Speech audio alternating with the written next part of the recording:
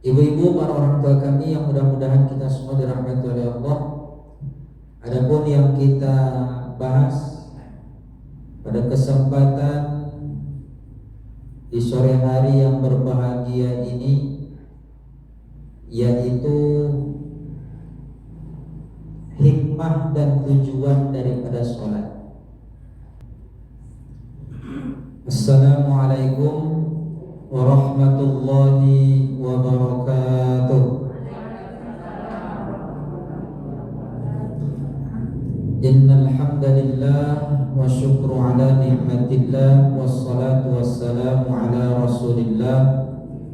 Asyhadu an la ilaha illallah wahdahu la syarika lah wa asyhadu anna sayyidana wa nabiyyana Muhammadan abduhu wa rasuluhu la nabiyya ba'dah.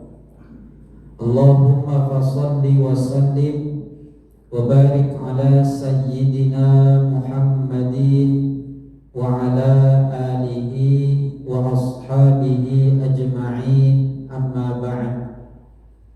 Faqala Allah ta'ala fil Qur'anil Karim, a'udzu billahi minasy syaithanir rajim. Bismillahirrahmanirrahim. Utlu ma uhiya minal kitabi wa aqimis shalah. Innas salata tanha 'anil fahsya'i wal munkar wa la dzikrullahi akbar wallahu ya'lamu ma tasna'un. Shadaqallahul 'azim. Bersyukur kita kehadirat Allah Subhanahu wa taala dengan mengucapkan alhamdulillahirabbil alamin, karena sampai saat ini kita masih diberikan umur yang panjang oleh Allah, disertai kesehatan dan juga kesempatan, sehingga pada sore hari ini kita masih dapat kembali berkumpul dalam rangka melaksanakan kegiatan rutinitas kita, yaitu wirid pengajian guna meningkatkan ibadah kita kepada Allah Subhanahu wa taala. Salawat beserta salam mari sama-sama kita aturkan dan senantiasa kita hadiahkan kepada junjungan alam, yakni Nabi Muhammad sallallahu alaihi wasallam. Allahumma salli ala sayyidina Muhammad wa ala ali sayyidina Muhammad. Banyak kita bersalawat kepada beliau, tentu menjadi harapan kita bersama bahwasanya kita akan dimasukkan termasuk golongan ataupun umat yang akan memperoleh syafaat dari Rasulullah di yaumil mahsyar kelak. Amin ya rabbal alamin. Ibu-ibu, para orang tua kami yang mudah-mudahan kita semua dirahmati oleh Allah. Adapun yang kita bahas pada kesempatan di sore hari yang berbahagia ini, yaitu hikmah dan tujuan daripada sholat. Sebelumnya kita mengetahui bahwa sholat itu adalah suatu kewajiban, dan sholat adalah suatu hal yang paling utama yang mesti kita lakukan. Maka dari keutamaan sholat tersebut, sampai-sampai Rasulullah sallallahu alaihi wasallam bersabda, as-salatu imaduddin. Salat itu tiangnya agama. Siapa yang mendirikan salat berarti dia telah mendirikan agama, menegakkan agama. Dan siapa yang meninggalkan salat berarti dia telah merobohkan agama. Kalau memang demikian, berarti orang yang tak salat, maka dapat dilihat apakah dia memiliki suatu agama. Ini yang harus dipertanyakan, karena perbedaan antara seorang muslim dengan orang-orang yang kafir yang membedakan hanyalah satu. Apa itu? Salat. Yang kedua, keutamaan daripada salat tersebut tentu diingatkan kembali oleh Rasulullah sallallahu alaihi wasallam, sehingga salat ini menjadi suatu hal yang paling utama. Kenapa hal yang paling utama? Karena di akhirat nanti yang pertama kali akan diperhitungkan ataupun yang akan dihisab yaitu sholatnya. Kata Rasulullah, awwalu ma yuhasabu yaumal qiyamati as-sholat. Yang pertama kali, yang mula-mula akan diperhitungkan buat kita di yaumil mahsyar nanti Bapak Ibu, yaitu sholat kita. Maka dalam penjelasan hadis tersebut, apabila sholat seseorang baik, amalan selain daripada sholat akan ikut baik. Namun dalam perhitungan, apabila sholatnya itu buruk, maka amalan selain daripada sholat pun akan ikut buruk. Dari sini tentu kita diingatkan bahwasanya jangan kita mengingat dulu apa yang telah kita perbuat untuk orang lain. Jangan kita ingat dulu nanti kalau seandainya di akhirat yang telah kita sedekahkan, yang telah kita infakkan. Jangan mengingat dulu tentang puasa, zakat, atau bahkan ada orang yang berangkat umroh ataupun haji. Jangan diingat dulu tentang silaturahmi. Kenapa? Karena seluruh dari kegiatan amalan ketika kita di dunia, yang pertama kali diperhitungkan adalah sholatnya dulu. Ketika dalam perhitungan pertama nih sholatnya baik, minimal baik sholatnya. Walaupun kita tahu sangat sulit untuk mendapatkan kesempurnaan dalam sholat ya Bu ya. Tapi ada nilai di dalam sholat yang dia lakukan, baik dalam pelaksanaannya, ketika dia mendirikannya pun ada nilai di sana, maka amalan selain daripada sholat baru dihitung. Tapi kalau seandainya dalam perhitungan di awal sholatnya buruk, maka hal-hal yang lain belum bisa diperhitungkan. Bahkan kata Rasulullah, bisa jadi amalan selain daripada sholat pun akan ikut buruk. Jadi seolah-olah seperti percuma gitu ya. Dia bersedekah, dia berinfak, dia berbuat baik, membantu sesama. Dia juga tidak lupa puasa di bulan Ramadan. Dia juga tidak lupa untuk mengeluarkan zakat setiap tahun. Tetapi ketika di dalam perhitungan sholat yang dia lakukan ternyata buruk sholatnya, maka amalan tersebut bisa jadi rusak ataupun bisa jadi hilang. Maka ini menjadi suatu hal yang paling utama buat kita, untuk kita mengingat kembali tentang apa sih hikmah yang terkandung dalam sholat. Kalaupun dalam keutamaannya kita udah tahu, lalu apa hikmah yang dapat kita petik di dalam kehidupan kita? Gini Ibu, di dalam Al-Quran kita telah membacakan di mukadimah tadi bahwa Allah Subhanahu wa taala berfirman surat Al-Ankabut ayat 45 ya, surat Al-Ankabut ayat 45. Biasanya kita selalu memotong ayatnya ya, karena ayat yang digaris bawahi yaitu innas sholata tanha 'anil fahsya'i wal munkar. Ini potongan ayat. Kalau dalam ayat yang di surat Al-Ankabut ayat 45 itu dijelaskan utlu uhiya minal kitab. Sebelum diperintahkan oleh Allah untuk sholat di kitabu, belum diperintahkan oleh Allah sholat, ada perintah Allah yang pertama. Apa? Utlu uhiya minal kitab. Bacalah apa yang telah diwahyukan kepada kamu dari Al-Quran. Baca Al-Quran dulu, itu utama. Baru wa aqimis sholat. Yang kedua, baru Allah perintahkan untuk apa? Dirikanlah sholat. Maka dengan perintah ini dapat kita perhatikan, kenapa sih Allah memerintahkan kita untuk mendirikan sholat ketika kita di dunia? Allah sendiri memberikan suatu jawaban. Apa jawabannya? Innas sholata tanha 'anil fahsya'i wal munkar. Sesungguhnya sholat itu, sesungguhnya kata Allah. Jadi kalau udah ada kata sesungguhnya nih Bu, udah gak main-main lagi ceritanya. Sungguh, betul, tak berkurang, gak main-main. Sholat itu dapat mencegah perbuatan jahat, keji, dan munkar. Wallahu ya'lamu ma tasna'un. sesungguhnya Allah Maha mengetahui terhadap apa-apa yang kamu kerjakan. Namun dalam realita kehidupan kita tidak menilai orang lain gitu ya. Kita nggak menilai orang lain karena nggak berhak manusia untuk menilai orang lain. Yang kita nilai siapa? Diri kita sendiri. Bagaimana kita bisa menilai diri kita? Di dalam ayat ini Allah menyampaikan orang yang sholat itu bisa mencegah dirinya dari perbuatan jahat, keji dan munkar.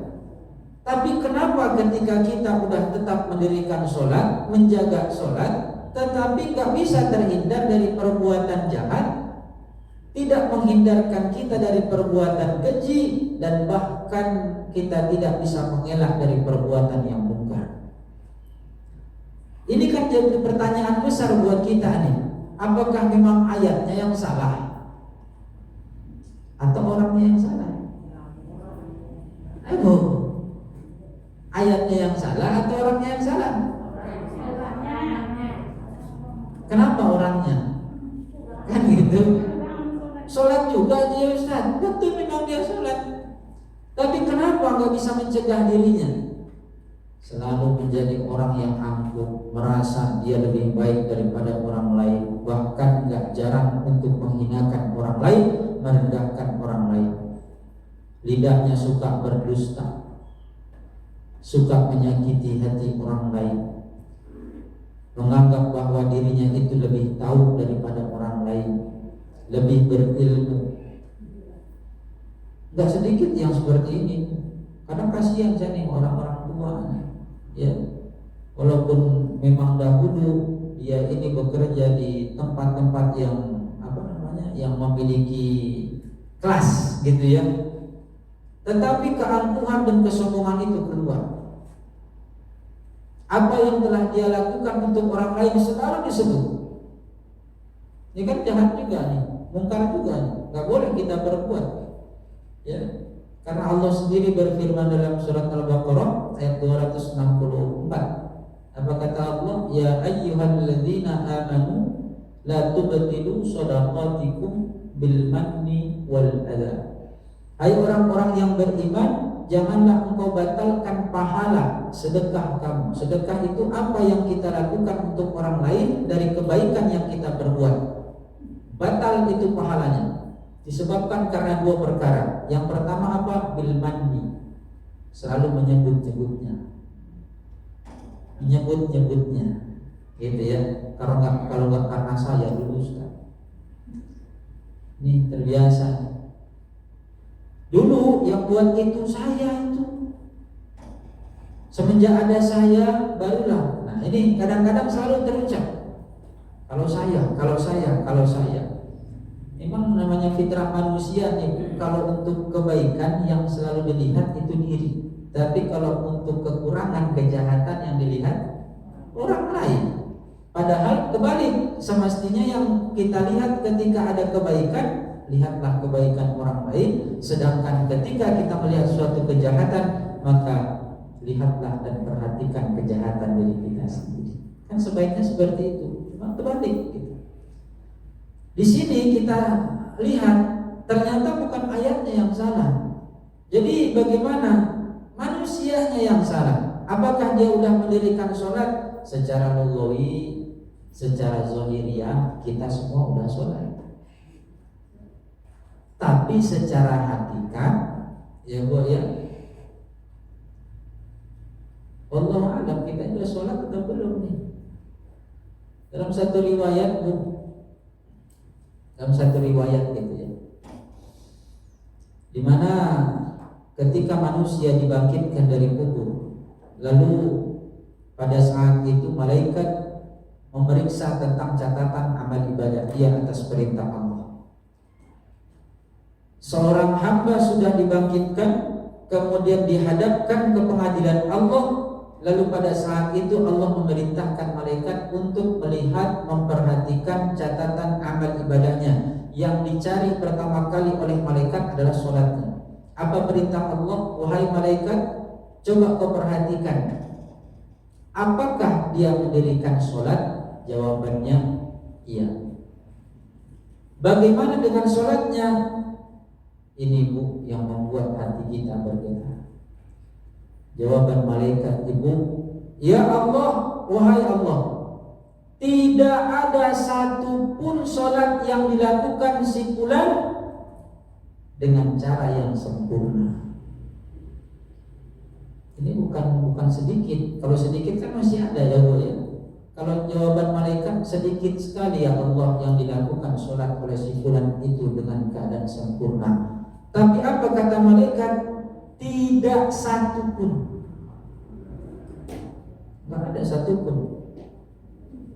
Ini bagaimana nih penyesalan ketika manusia berada di akhirat dan gak bisa lagi untuk mengulanginya. Makanya banyak manusia ketika di akhirat itu memohon untuk dikembalikan lagi ke dunia. Menyesal kan? Pengen kembali ke dunia. Namun apa yang terjadi? Dunianya sudah dihancurkan oleh Allah. Ya. Karena Allah sendiri yang berfirman bahwasanya di dunia itu adalah media untuk menanam, sedangkan di akhirat adalah tempat untuk memanen ataupun menuai. Udah dapat, udah nggak ada lagi cerita. Maka di sini di manakah kesalahan kita? Ini yang mesti sama-sama kita ingat kembali kepada kita semuanya. Kebetulan juga sekarang di bulan Rajab ini, tanggal berapa Rajab nih Bu?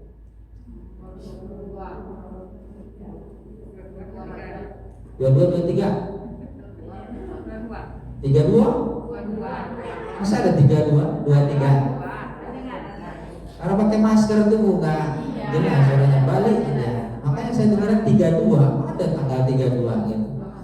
Ada yang bilang 22, ada yang bilang 23. Ya.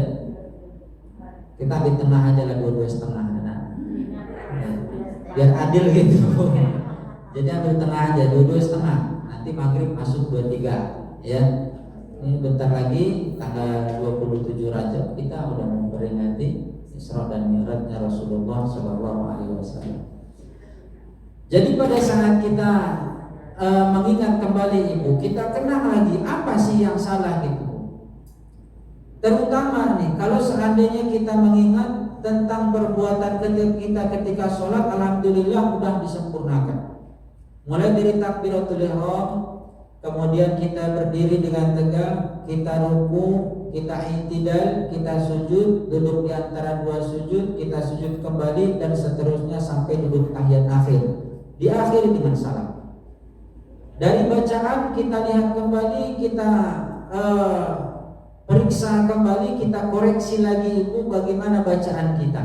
Alhamdulillah bukan hanya di sekolah aja yang belajar tahsin, gitu kan? Sedangkan di perwiritan pun, di majelis taklim, beberapa masjid dan mushola sudah kita sama-sama belajar tahsin. Dari segi perbuatan sudah lengkap, dari segi bacaan juga sudah diusahakan sempurna, tetapi kenapa belum kita dapatkan hikmah daripada sholat itu sendiri? Ini yang kita lupa. Kita buat pertanyaan aja deh sama diri kita. Ini yang lupa dari pertanyaan ini. Apa pertanyaannya? Yang pertama, siapa yang sholat? Yang kedua pertanyaannya, untuk siapa sholat itu? Dan yang ketiga, kepada siapa kita sholat? 3 pertanyaan ini Bu, yuk sama-sama kita jawab. Yang pertama, siapa yang sholat? Siapa yang sholat Bu? Kita sebagai manusia. Kita ini manusia ini siapa sih Bu?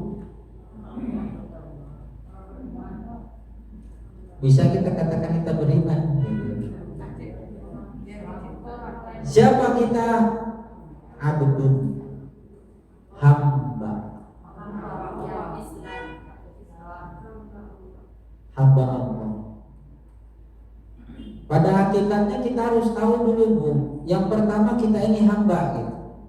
Coba kalau kita perhatikan di saat sekarang kan nggak ada lagi hamba sahaya itu. Yang ada di zaman dulu ya, di zaman Rasulullah ada hamba sahaya. Emang bagaimana sih hamba sahaya itu Ustaz? Yang pembantu rumah tangga? Enggak, beda pembantu rumah tangga itu. Pembantu rumah tangga itu mendapatkan gaji, mendapatkan perlindungan.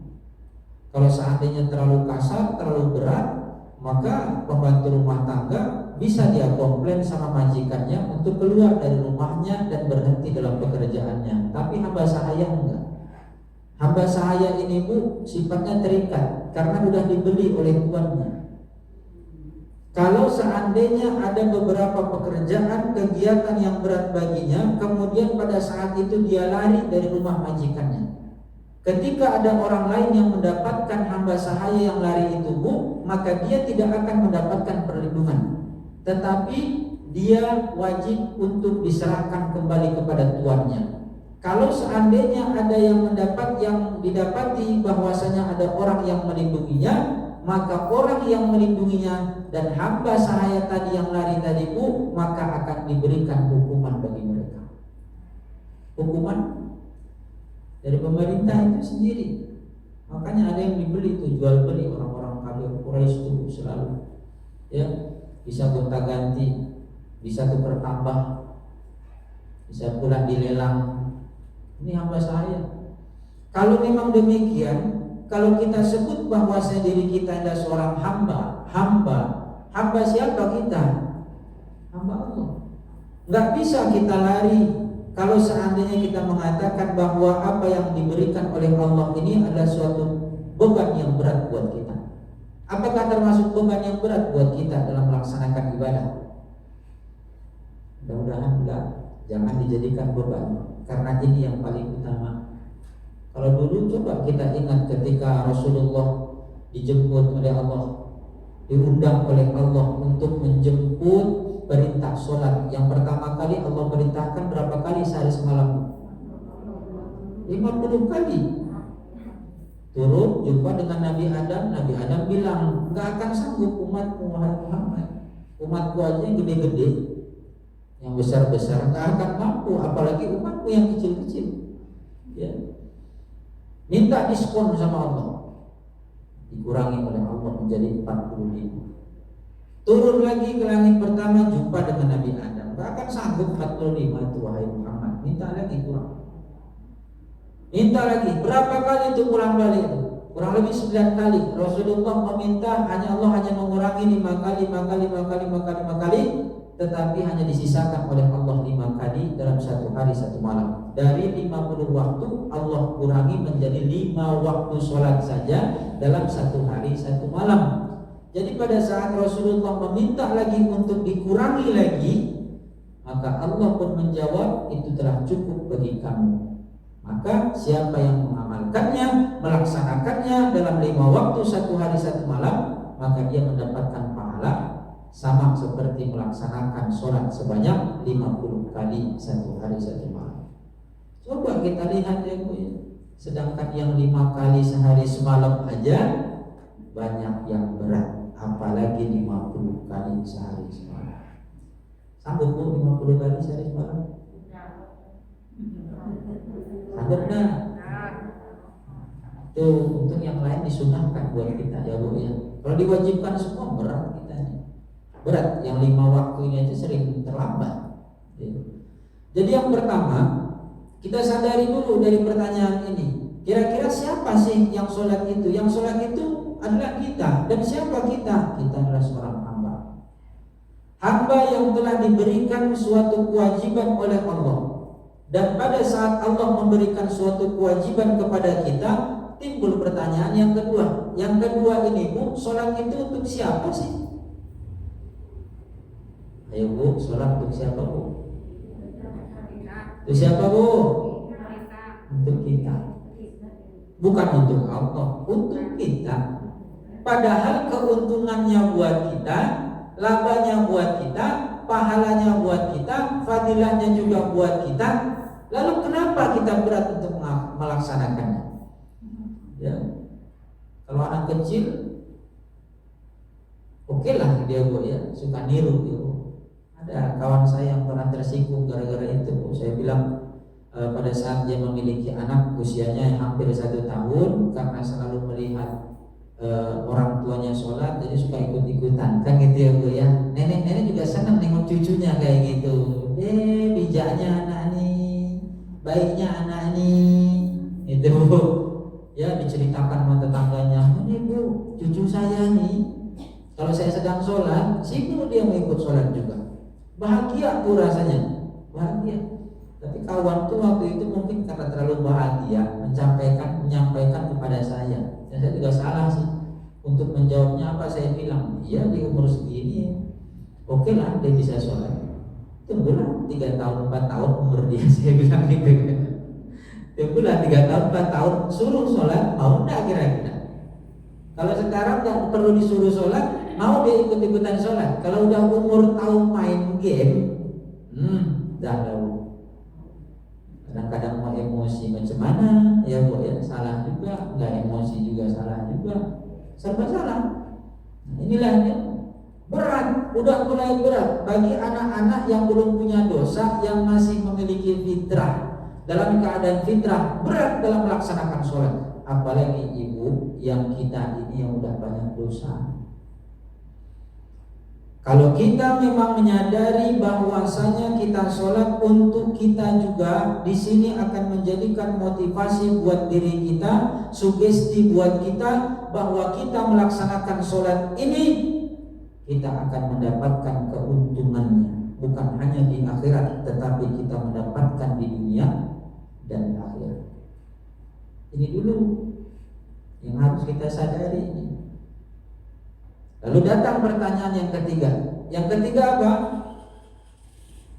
Kepada siapa kita sholat? Ini yang sering lupa gitu. Ini yang sering lupa ketika orang yang hendak sholat, dia lupa kepada siapa dia sholat. Kebanyakan di antara orang yang sholat gitu ya, ketika masuk waktu langsung dia berangkat wudhu, setelah berwudhu kemudian dia keluar, dia bersiap untuk melaksanakan sholat. Langsung ada sebahagian yang berniat usolli fardal asr arba'a raka'atin mustaqbilal qiblati ada anillahi ta'ala. Dia masih berniat, dia baca tapi enggak masuk ke dalam hatinya. Ada juga yang memang tak ada niat, nggak perlu lagi diniatkan apa, Allah tuh udah tahu kita mau sholat apa, kan gitu pula ya bu ya. Ini masing-masing terserah aja. Sedangkan yang niat aja bu masih belum bisa fokus, apalagi yang tanya ya. Jadi pada saat dia ingin melaksanakan sholat, udah selesai dia takbiratul ihram, dan pada saat takbiratul ihram dia baca, dia ruku, dia sujud, selesai. Dan dia lupa kepada siapa dia sholat, siapa yang berada di hadapannya. Ini yang dia lupa gitu bu. Pertanyaan ini harus ada dalam diri kita. Maka ketika kita ingin melaksanakan sholat, di dalam ilmu tasawuf diajarkan kepada kita untuk menghadirkan ihsan di dalam hati kita. Apa itu ihsan Ustaz?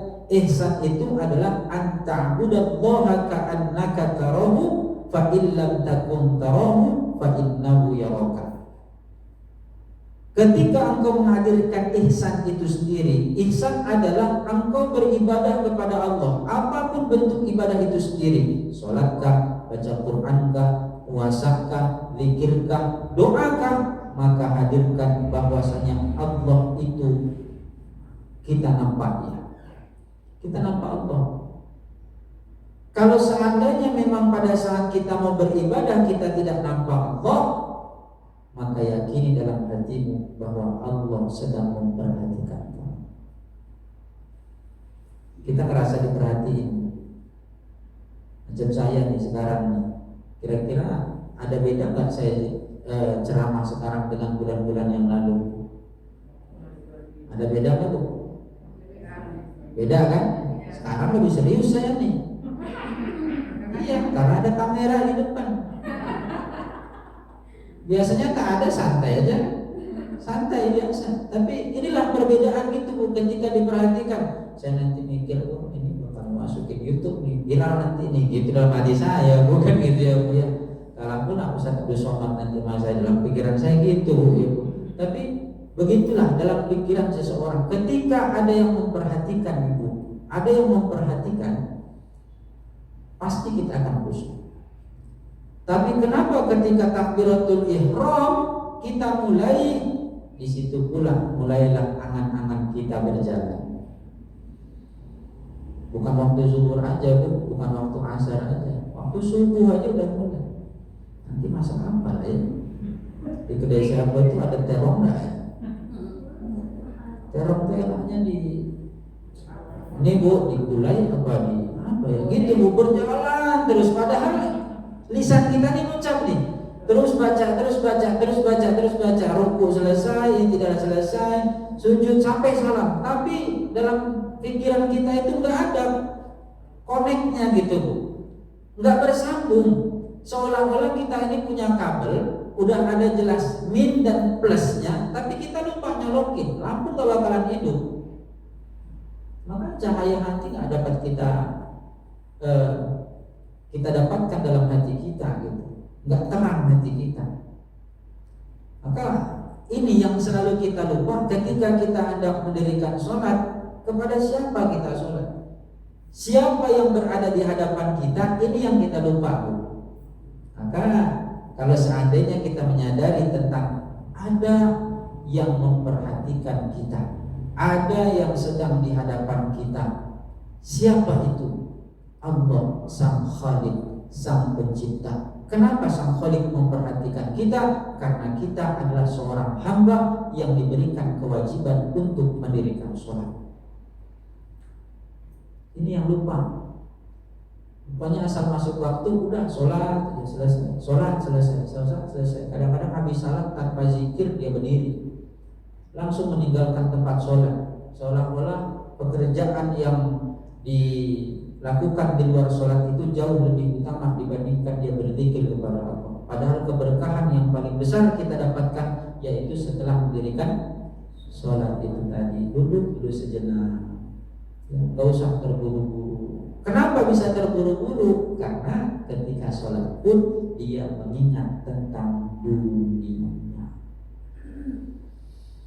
Saya nggak membicarakan orang lain. Yang saya katakan di awal tadi, kita membahas diri masing-masing gitu ya, Bu, ya, menilai masing-masing. Sama, saya juga seperti itu.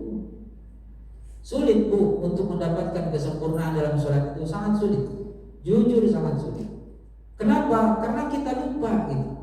Inilah yang selalu kita lupakan, adalah inilah hikmah yang paling penting ketika kita hendak mendirikan sholat. Kalau memang demikian, apa yang dapat kita lakukan? Tentu hadirkan ihsan tadi dalam diri kita. Sadarilah bahwa kita adalah seorang hamba. Kalau kita seorang hamba ini, di dalam ilmu tauhid itu, Bu, dijelaskan ya, Bu, ya, dalam ilmu tauhid itu, siapa yang mau mengenal Tuhannya itu harus mengenali dirinya dulu. Man arafa nafsah faqad arafa rabbah. Siapa yang mengenali dirinya, berarti dialah yang mengenali Tuhannya. Kalau kita nggak kenal sama diri kita ini siapa, maka nggak akan kenal dengan Tuhan. Maaf cakap, Ibu, maaf cakap. Maksudnya gimana, Ustaz? Maaf cakap kalau ada yang dia hanya mengatakan, oh saya ini kan pejabat, saya ini kan guru, saya ini seorang wirausahawan, saya ini orang yang sukses, saya ini manajer, saya ini direktur. Dia belum mengenali dirinya. Padahal di hadapan Allah apapun jabatan yang dimiliki sama kan? Sama. Yang membedakan cuma satu. Inna akramakum indallahi atqakum. Yang membedakan cuma takwa aja. Kalau orang yang masih mengingat bahwasanya dia lebih mendapatkan jabatan yang dia miliki pada saat di dunia, inilah orang yang tidak mengenali diri, orang yang lupa diri. Kalau kita bilang, kalau orang yang udah lupa diri, apa yang dia dapatkan? Dijelaskan oleh Allah, Ibu, di dalam Al-Quran. Apa kata Allah? وَلَا تَكُونُوا كَالَّذِينَ نَسُوا اللَّهَ فَأَنْسَاهُمْ أَنفُسَهُمْ. Janganlah seperti orang-orang yang lupa kepada Allah. Dan orang yang lupa kepada Allah, maka Allah akan jadikan dirinya lupa kepada dirinya sendiri. Kita lupa sama Allah nih, ya, kita lupa sama Allah. Allah nggak ingatkan kita, tapi Allah akan menjadikan diri kita lupa kepada diri kita sendiri, lupa diri. Allah kasih lagi, mau kaya, Allah kasih kaya. Mau jabatan yang tinggi, Allah kasih jabatan yang tinggi. Supaya apa? Supaya mereka lupa kepada Allah. Dan orang yang seperti inilah yang disebut dengan istidraj. Pernah dengar istidraj? Apa itu istidraj? Orang yang diberikan kenikmatan surga di dunia tapi tidak mendapatkan bagian apapun di akhirat. Inilah dia istidraj.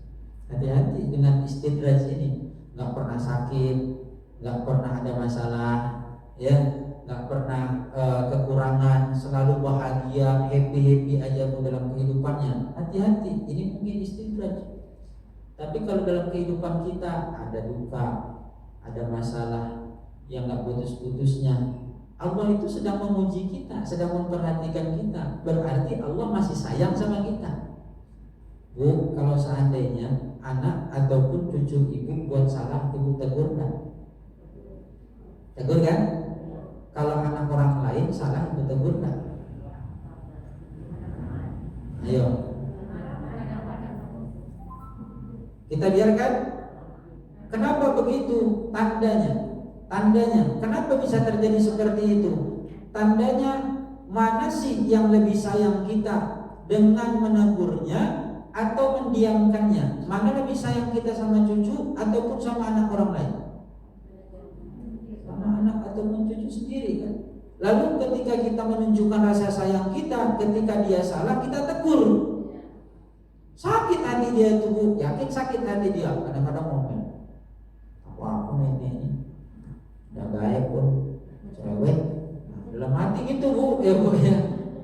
Namanya kesal hati dia tanpa dia sadari bahwasanya itulah rasa kasih sayang neneknya sama cucunya. Tapi kepada orang lain dibiarkan. Kenapa? Gak ada rasa sayang. Begitu juga Allah, Bu, sama kita. Kalau masih ada rasa duka, suka kita sakit hati, suka galau, ibu, bunda, bulana, kadang susah tidur dalam memikirkan duniawi, memikirkan keluarga, memikirkan saudara dan sebagainya, berarti Allah sayang sama kita gitu. Allah menegur kita. Mungkin inilah cara Allah, Ibu, agar kita selalu dekat dengan Allah Subhanahu wa taala.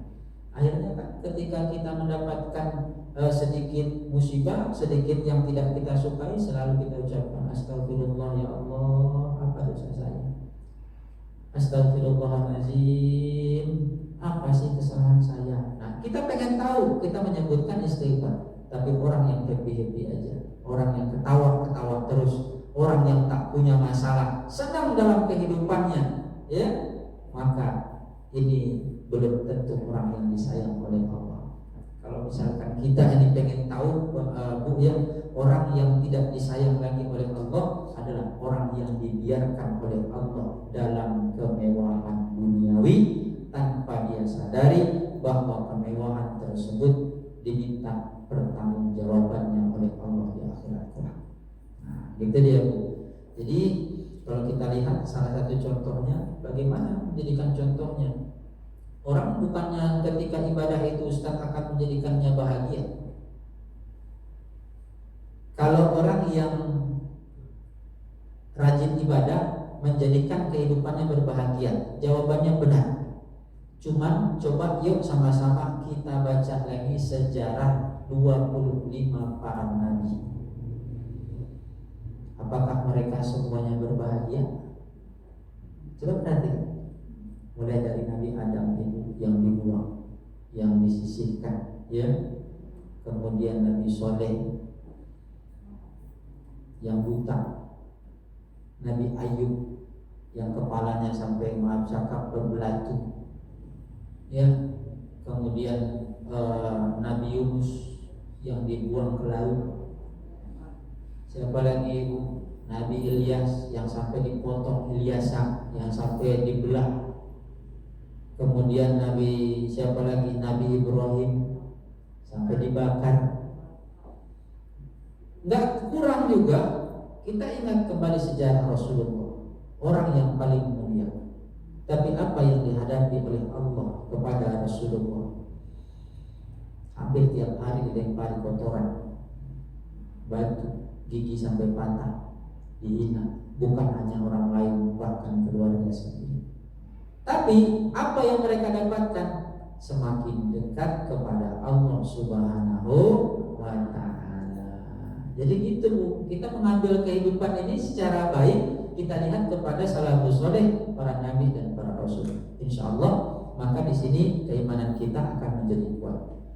3 hal yang harus kita ingat: siapa kita, untuk apa kita sholat, kemudian kepada siapa kita sholat. Kenali yang 3 ini Bu. Insya Allah sholat ini pun kurang lebihnya kita usahakan agar kita peroleh secara sempurna.